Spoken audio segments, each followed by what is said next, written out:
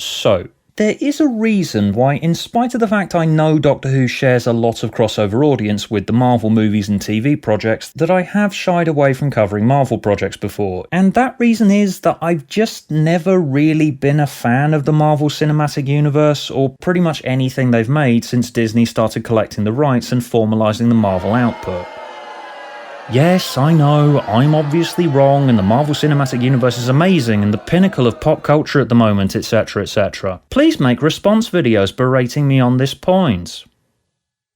No, really, please make response videos, I could use the clicks. Please, I want the precious attention. Also, yes, I probably don't have complete context because I've only ever bothered watching a small handful of them, and I haven't seen any at all since at least 2015. The small handful of Marvel movies I bothered watching were entertaining, yes, but I never got fully invested in the characters and the universe because I only ever found them to be just entertaining. But the latest project Wandavision intrigued me because I could see a degree of metatextual self-awareness in a Marvel property being done in the style of an American sitcom. The Marvel movies that I bothered watching all maintained a similar style and aesthetic, seemingly to reinforce this idea that this is all a shared universe, and my problem with that was that individual entities didn't feel all that unique and special to me, and they kind of all started to blur into one singular entity after a while. To me, it just felt less like a series of distinct standout entries with their own unique stylings, and more like this ongoing continuous blob of content. And that's just not the way that I appreciate media properties. But that is exactly how American sitcoms work, so the idea of a Marvel show being done as a self-aware US sitcom does make a lot of sense to me. American sitcoms typically run for 22 episodes a season, and when you're pumping out that much content week in, week out, the focus is principally on delivering consistency instead of highlights. British sitcoms have shorter runs and are more focused on delivering standout episodes that lodge in your brain, and while US sitcoms do have standout episodes too, the ideal American sitcom runs under a broad premise of 20 to 30 somethings and their romances / family lives, and similar plots and similar quippy dialogue runs week in, week out, and pretty much every episode always looks and feels the same, which is often reinforced by the canned laughter that fosters a sense of rhythm to the dialogue and makes every joke hit with the same intensity. Sitcoms are designed to be familiar, unchallenging, and most of all, comforting. Because there is just something comforting about being able to sit down and watch a new episode of a sitcom each week, knowing the exact sort of thing that you're going to get before you go in. Which I kind of also do with a typical superhero movie as well. That's why I stopped bothering with the Marvel movies after a while, because I kept having pretty much the same experience every time. Wandavision is much more playful than I'd come to expect from a Marvel property. It's not just done in the style of an American sitcom. Episode to episode we find the eponymous Wanda and Vision in a different era of American sitcom. They start out in the 50s, next episode it's the 60s, then it's the 70s, etc. The premise being a married couple of superheroes try and hide their powers in a domestic suburban setting, and the formula changes gradually as you watch the show recreate each era. I'm impressed with the lengths the show's gone to maintain its sitcom framework. The jokes are saccharine and sweet, the canned laughter is purposefully overdone. Large chunks of the show, particularly the first few episodes, literally play like a section of a US sitcom and employ cliched sitcom plots. Vision's boss is coming round for dinner and there's a comic misunderstanding. Vision and Wanda are freaked out by a bump in the night. Oh, it turns out it was just a tree. Wanda and Vision's kids find a dog and they want to keep him. Oh, how sweet. The people writing it clearly know American sitcoms back to front. It's a rather strange experience watching the first few episodes because you're not watching it in the context of it being an American sitcom. The jokes are not there to be laughed at, and the canned laughter is not there to be laughed along with. The sitcom framework is anachronistic. It's there to foster a feeling of quiet unease and a sense of mystery and intrigue.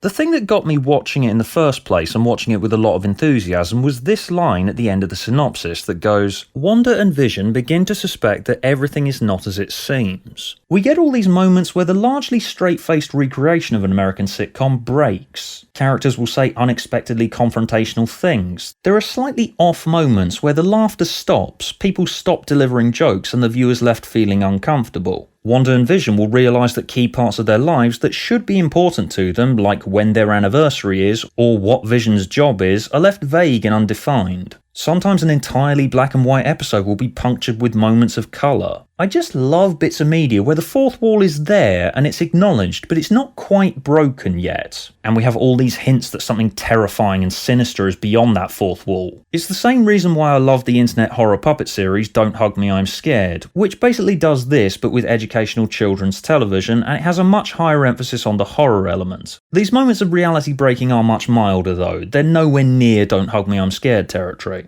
However, even as I was watching these opening episodes, I was anticipating them breaking the sitcom framework and the show explaining itself pretty soon, because this is a Marvel property here. The fans are here for a continuation of an ongoing storyline, and random outsiders like me who just showed up because they thought the gimmick sounded cool are very much a secondary consideration in the equation. But I was kind of deflated when the show breaks the sitcom framework really early on, when we're only on like episode 4. It kind of turns into a completely different show at episode 4 as it starts explaining itself and bringing up all the context and things that happen in movies that, alright, yes, it's my fault that I never bothered watching. I know that Marvel fans sat up at this point in the series and went, yeah, now it's really getting started, but this was the point where the show kinda lost me, and I wasn't really having as much fun as before when I was just basking in the anachronistic environment of a US sitcom with sinister undertones running through it. Marvel fans of course like that the individual TV shows and movies are part of a massive amorphous blob of context, but the massive amorphous blob of context is kinda daunting to outsiders like me. But Marvel do clearly want to draw outsiders like me in, otherwise they wouldn't have done something this weird and out of left field in the first place. I know that Wandavision is a very small and compact premise, and that was always going to lead to a small series, because there's only so long that you can get away with doing a sitcom where the point is that you don't find its jokes funny. But again, only episode 4, they could have hung us out for at least a couple more episodes.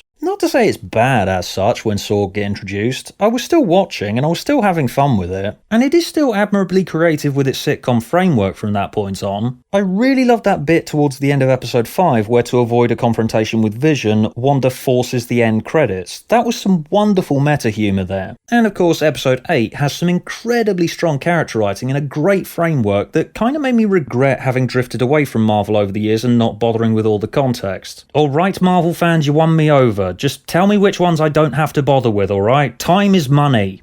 That, and like I said earlier, sitcoms are designed to be comforting first and foremost, so linking this to Wanda's grief over the death of her husband makes total thematic sense and made it much more emotionally resonant than I expected going in.